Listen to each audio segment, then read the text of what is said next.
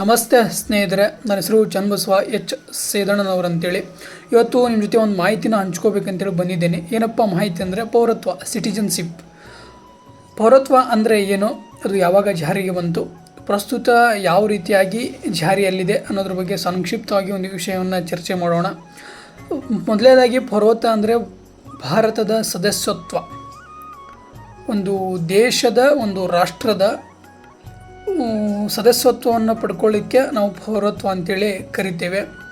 ನಮ್ಮ ಭಾರತದ ಸಂವಿಧಾನದ ಭಾಗ 2ರಲ್ಲಿ ವಿಧಿ 5ರಿಂದ 11ರವರೆಗೆ ಅದರ ಅಧಿನಿಯಮಗಳು, ಲಕ್ಷಣಗಳು ಮತ್ತು ಯಾವ ರೀತಿ ನಾವು ಪೌರತ್ವವನ್ನು ಪಡ್ಕೊಳ್ಬೇಕು ಅನ್ನೋದ್ರ ಬಗ್ಗೆ ಸಂಪೂರ್ಣವಾದ ಸಾಂವಿಧಾನಿಕವಾದ ನಿಯಮಗಳನ್ನು ಅಲ್ಲಿ ಅಳವಡಿಸಿದ್ದಾರೆ, ನಾವು ನೋಡ್ಕೊಳ್ಬೋದು.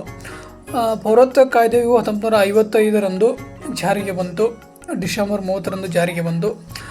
ಇದನ್ನು ಕಾನೂನು ಮಾಡಲಿಕ್ಕೆ ನಮ್ಮ ಭಾರತದ ಸಂಸತ್ತಿಗೆ ಮಾತ್ರ ಅದು ಸಾಧ್ಯ.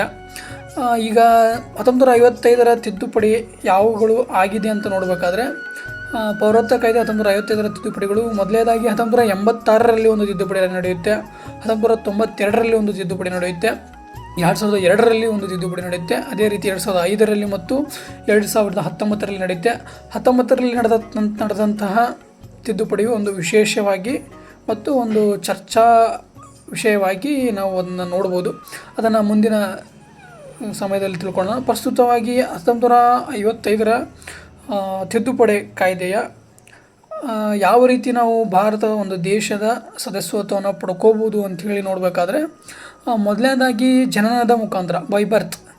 ನಾವು 1950 ಜನವರಿ 26ರ ನಂತರ ಭಾರತದಲ್ಲಿ ಜನಿಸಿರ್ತಕ್ಕಂತಹ ಪ್ರತಿಯೊಬ್ಬ ವ್ಯಕ್ತಿಗೂ ನಮ್ಮ ಭಾರತ ದೇಶದ ಪೌರತ್ವವನ್ನು ನೀಡಲಿಕ್ಕೆ ಆಗುತ್ತದೆ. ಮತ್ತು ಎರಡನೇದಾಗಿ ವಂಶಾನುಪ್ರಾಪ್ತಿ ಆಗಿ, ಅಂದರೆ ಜನವರಿ 26, 1950ರ ನಂತರ ಭಾರತದ ಹೊರಗೆ ಭಾರತೀಯ ಕುಟುಂಬಗಳಲ್ಲಿ ಜನಿಸಿದವರು ತಂದೆ ತಾಯಿ ಭಾರತದವರಾಗಿದ್ದರೆ ಅಂಥವರಿಗೆ ಪೌರತ್ವವನ್ನು ನಾವು ನೀಡ್ಬೋದು. ಇನ್ನು ನೋಂದಾಯಿಸುವುದರ ಮೂಲಕ, ಬೈ ರಿಜಿಸ್ಟ್ರೇಷನ್ ಮೂಲಕ, ಅಂದರೆ ಪೌರತ್ವ 1955ರ ಕಾಯ್ದೆಯಲ್ಲಿ ಒಂದು ಪ್ರಾಧಿಕಾರ ಬರುತ್ತೆ. ಆ ಪ್ರಾಧಿಕಾರದ ಅಡಿಯಲ್ಲಿ ನಾವು ನಮ್ಮ ಪೌರತ್ವವನ್ನು ನೋಂದಾಯಿಸಬಹುದು. ಕನಿಷ್ಠ ಪಕ್ಷ 7 ವರ್ಷ ಭಾರತದಲ್ಲಿ ವಾಸ ಮಾಡುತ್ತಿದ್ದರೆ ನಾವು ಒಂದು ರಾಷ್ಟ್ರೀಯ ಪೌರತ್ವವನ್ನು ಪಡಲಿಕ್ಕೆ ಸಾಧ್ಯ. ಬೇರೆ ಅನ್ಯ ರಾಷ್ಟ್ರಗಳಲ್ಲಿ ದ್ವಿಪೌರತ್ವ, ಏಕಪೌರತ್ವ ಎಲ್ಲವನ್ನು ನಾವು ಕಾಣ್ಬೋದು. ಆದರೆ ಭಾರತದ ಪೌರತ್ವವು ಒಂದು ಏಕಪೌರತ್ವ ರೂಪದಲ್ಲಿ ನಾವು ಕಾಣ್ಬೋದು. 2019ರ ಪೌರತ್ವ ತಿದ್ದುಪಡಿ ಕಾಯ್ದೆ ಒಂದು ಪ್ರಾಮುಖ್ಯತೆಯನ್ನು ವಹಿಸ್ತದೆ. ಯಾಕೆ ಈ ಪ್ರಾಮುಖ್ಯತೆಯನ್ನು ವಹಿಸ್ತದೆ ಅಂದರೆ,